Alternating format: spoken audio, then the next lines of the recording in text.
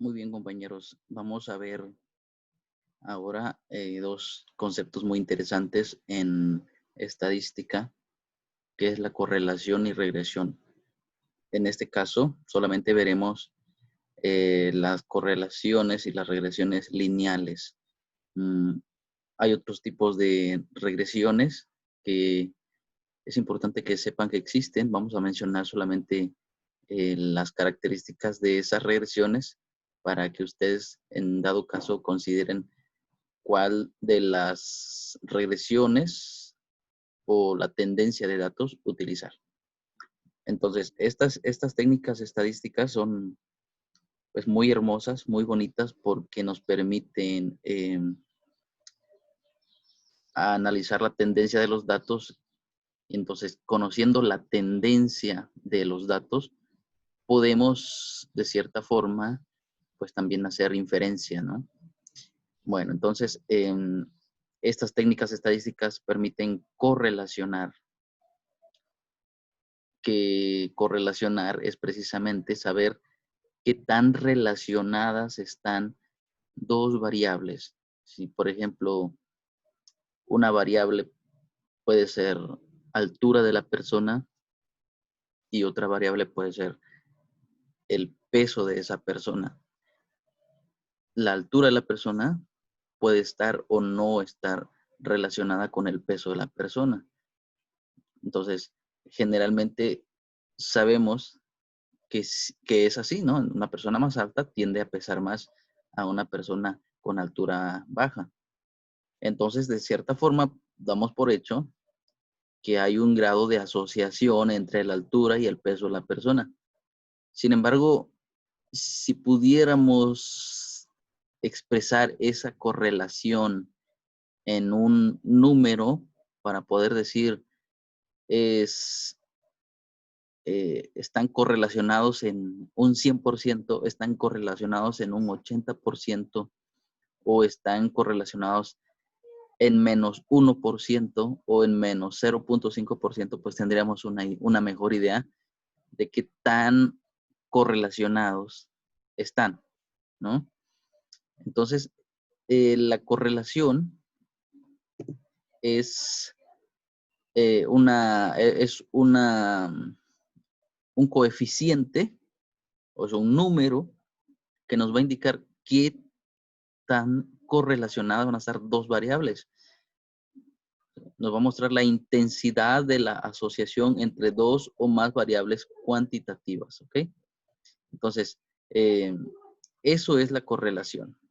La fuerza, la intensidad en que dos variables están correlacionadas. Bueno, entonces,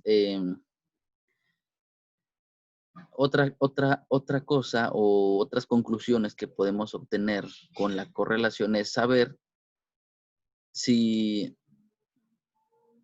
los cambios que influyen en una variable influyen en los valores de la otra, ¿sí? Entre más correlacionados estén dos variables, cuando haya un cambio en una, lógicamente va a haber cambio en la otra. Entre menos correlacionados estén, cuando haya un cambio en una variable, pues no va a influir mucho en la otra, ¿no? Entonces, por eso es importante también saber qué tan correlacionados están dos variables.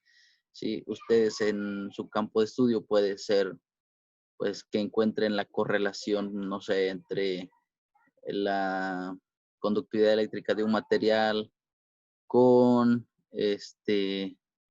la resistencia o con eh, el aislamiento térmico de ese material, etcétera, ¿no? O sea, pueden correlacionar dos variables, ¿sí? Eh, Estas técnicas son utilizadas mucho para saber, por ejemplo, cómo las variables ambientales pueden afectar a algunas variables sociales o a unos cambios en los seres vivos, ¿sí? Como por ejemplo el aumento de temperatura o la variación de temperatura a lo largo del año puede estar correlacionado con la germinación de semillas o el cambio de temperatura a lo largo del año está relacionado con la tasa de natalidad de ciertos animales, con la tasa de reproducción de ciertas especies que pueden ser patógenos de cultivos importantes, cómo puede estar relacionada algunos factores ambientales, por ejemplo, con la salud humana, etcétera, ¿no? Son muy importantes estas técnicas. Bueno, entonces, el objetivo del análisis de correlación es determinar qué tan fuerte es la relación entre variables, ¿sí? Como mencionamos hace ratos. Es un índice que nos va a decir en un solo número qué tan fuerte es, ¿ok? Las variables que se vinculan pueden ser variables dependientes y la variable independiente. En el ejemplo que mencionamos hace rato de que, por ejemplo, la variación de temperatura o la variación de la temperatura en el suelo, por ejemplo, a lo largo de un año, pues está directamente relacionado con la cantidad de semillas que germinan, como ejemplo. Entonces, ¿cuál sería la variable independiente en este ejemplo? En este ejemplo sería la temperatura, ¿sí? Y la variable dependiente sería la cantidad de semillas que germinan, ¿ok? Otro ejemplo, si ustedes van a medir o necesitan saber la duración de una pila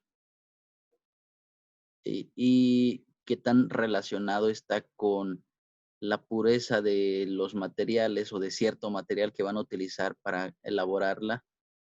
Bueno, entonces en ese caso, la pureza del material que utilizan sería la variable independiente y la duración de la pila sería la variable dependiente, porque una va a depender de otra, ¿ok? Para ubicar más o menos cuál es la variable independiente o las variables independientes, pues vamos a designar a la variable independiente aquella que ocurre primero en el tiempo y que un cambio en esa variable va a significar un cambio en la variable dependiente. ¿Okay? Bueno, el coeficiente de correlación más utilizado es el coeficiente de correlación de Pearson. Es un índice estadístico que mide la relación lineal entre dos variables cuantitativas. Es una forma de medir la intensidad de la relación lineal entre dos variables. ¿Okay? El valor del coeficiente de correlación puede tomar valores de -1 hasta 1. Y eso es muy importante entenderlo. ¿Sí? Mencionábamos que si queremos saber cuál es la intensidad de relación entre dos variables, la idea es que esta técnica con un número nos va a dar una idea de cuál es la relación entre estas dos variables. Pero ese número va a estar entre -1 y entre 1. Va a oscilar entre ese rango. ¿Y qué significa ese rango? ¿Sí? Significa que cuando tome valores de 1 o 1 positivo, es que existe una correlación perfecta, ¿sí?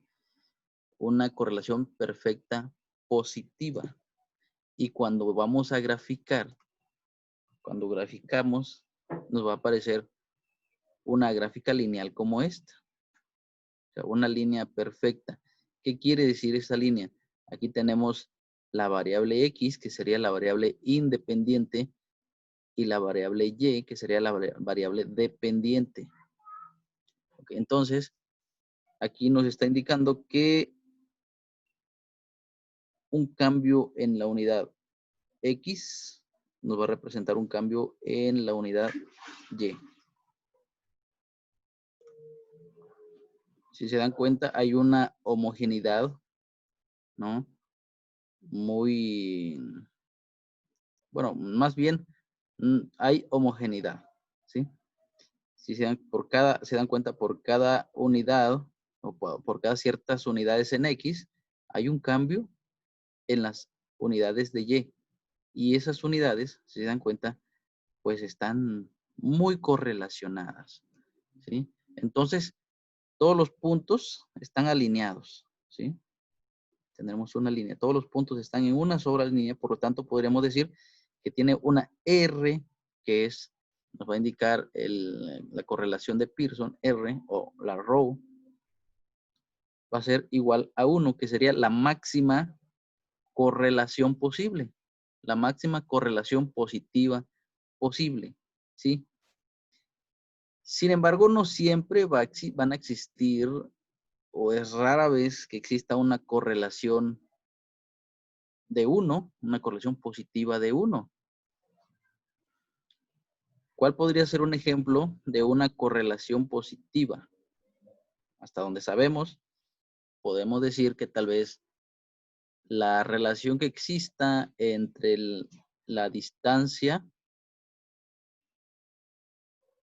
y el tiempo a que se mueve la velocidad de la luz. Puede ser, ¿no? Es un ejemplo de una correlación positiva posible, ¿sí? En este caso, podríamos decir que por cada unidad de distancia recorrida va a haber más bien por cada tiempo, por cada segundo, va a haber una distancia recorrida, ¿sí? Entonces podemos decir que aquí sería tiempo y aquí sería distancia. ¿Ok? Entonces, sabemos hasta ahorita que aproximadamente la velocidad de la luz es de 300,000 kilómetros por segundo. Aproximadamente, ¿verdad? No es exacto, pero vamos a suponer que es de 300,000 kilómetros por segundo. Entonces, tendríamos un segundo, 300,000. 2 segundos, 600,000. 3 segundos, 900,000. 4 segundos, 1,200,000 kilómetros. ¿No? Y si se dan cuenta, esa tendencia es una correlación positiva perfecta. No hay un cambio. No hay variación. Pero esos son fenómenos físicos únicos que no ocurren en todos los fenómenos naturales o sociales.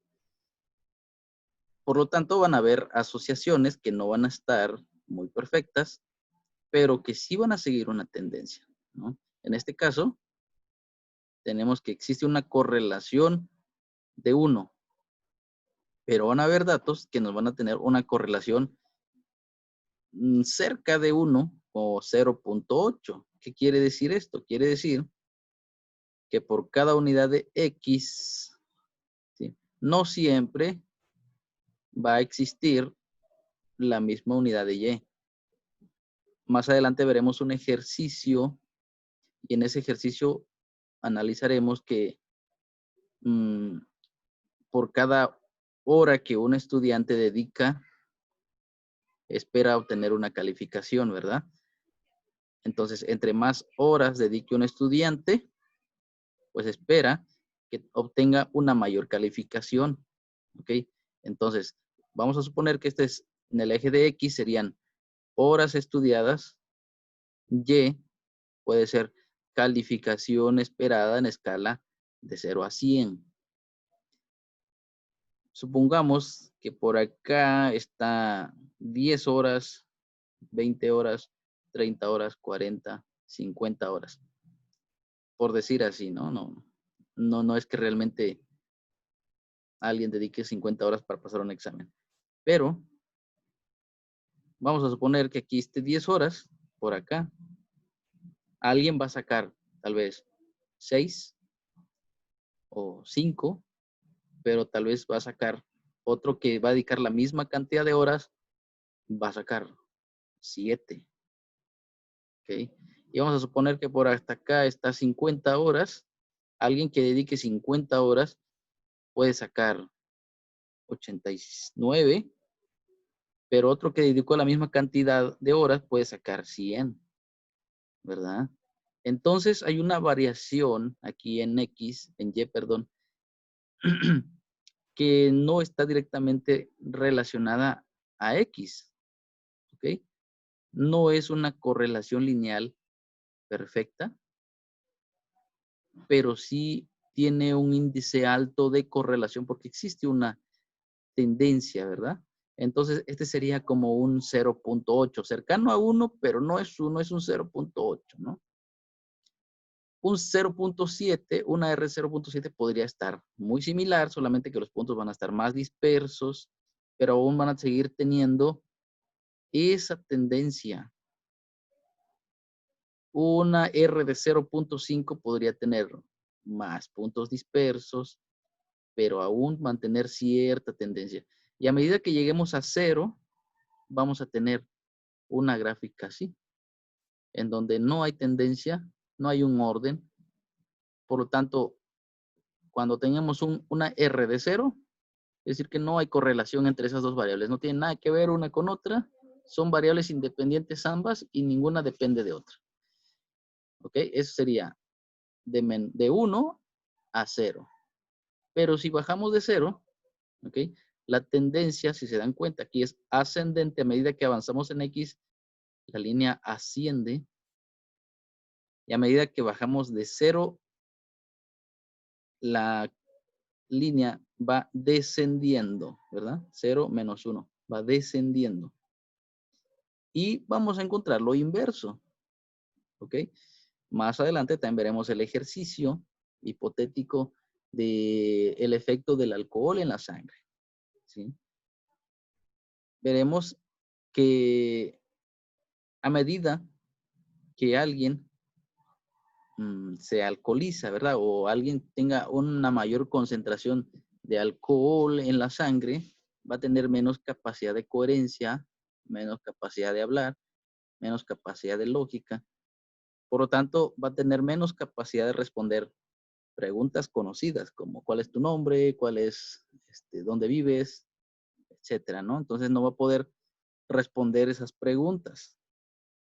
Entonces, supongamos que graficamos acá la concentración de alcohol en la sangre, que sería la variable X, y la cantidad de respuestas acertadas, el porcentaje de respuestas acertadas a mayor concentración de alcohol en la sangre.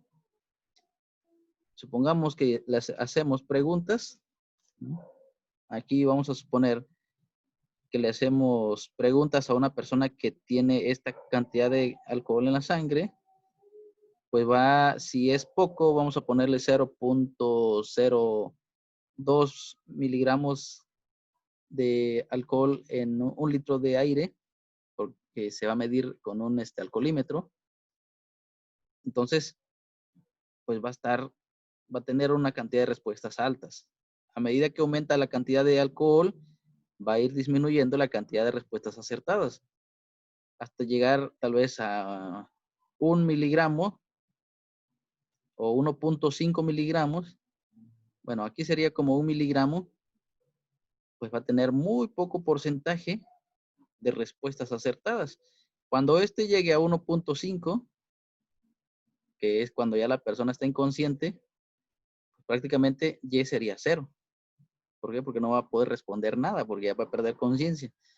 Entonces, tendríamos probablemente una asociación entre esas dos variables de menos 0.8. ¿Por qué menos 0.8? Porque precisamente existe una tendencia, aunque no es perfecta, pero sí tiene una tendencia. Si alguien con 0.1 miligramos de alcohol en la sangre, o dos personas que tengan la misma cantidad de alcohol en la sangre, uno puede responder un 80% acertar un 80% de las preguntas, mientras otro con la misma cantidad puede acertar un 85, un 84, un 83. O sea, no es lineal, pero sí sigue una tendencia similar. Podríamos decir que tendríamos una asociación del 0.8 menos 0.8 entre ambas variables. ¿Ok? Y por consiguiente,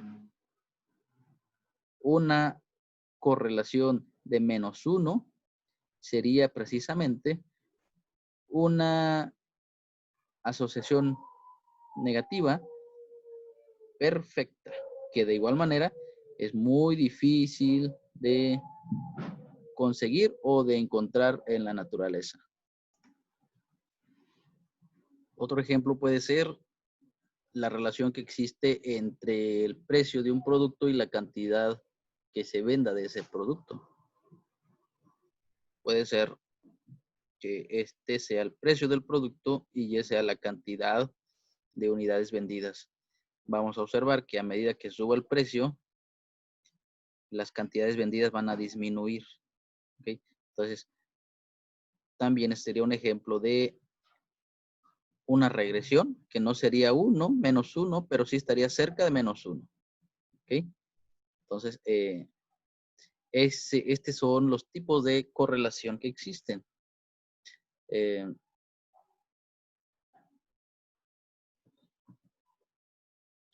Ok, bueno, este es